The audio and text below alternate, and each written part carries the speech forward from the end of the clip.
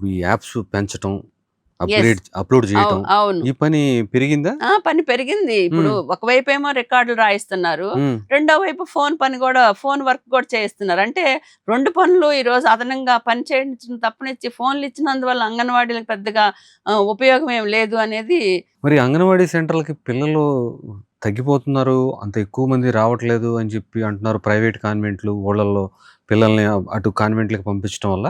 ఈరోజు నిజంగా free school అనేది బలోపేతం చేయాలి. దానికి అంగన్వాడీ యూనియన్‌లుగా, అంగన్వాడీలుగా మేము కూడా పూర్తి స్థాయిలో సపోర్ట్ చేస్తాము.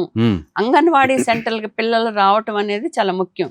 ఎందుకంటే ఈరోజు పేద పిల్లలకి అంగన్వాడీ సెంటర్‌లో ఫ్రీగా విద్య, ఆటపాట ద్వారా చదువు చెప్పటమే కాదు, వాళ్ళకి ఉచితంగా ఆహారం ఉంటుంది. వాడికి నిద్రొస్తే నిద్రపుచ్చుతారు. ఆడుకోవాలంటే ఆడుకుంటారు. సేఫ్‌గా ఈరోజు గుడ్డు పెడతారు, పాలిస్తారు.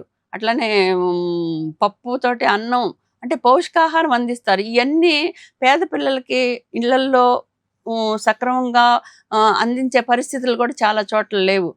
అయినా కూడా కొన్ని చోట్ల ప్రైవేట్ కాన్వెంట్లు చాలా ఎక్కువగా ఉన్నాయి మన రాష్ట్రంలో. చాలా వీధి వీధికి గొంతు సందుకి ఈరోజు ఎటువంటి పర్మిషన్ లేకుండానే ప్రైవేట్ కాన్వెంట్లు పెట్టేస్తున్నారు. అందుకని మేము కోరుకునేది ఏమిటంటే, ఈరోజు పిల్లల్ని దృష్టిలో పెట్టుకొని అంగన్వాడీలు పనిచేయటానికి సిద్ధం. ఈరోజు ఫ్రీ స్కూల్ను బలోపేతం చేస్తే అంగన్వాడీలు పూర్తి సపోర్ట్ చేస్తారు. ఆ పిల్లల్ని స్ట్రెంథెన్ చేయడానికి ఇబ్బంది ఏం లేదు.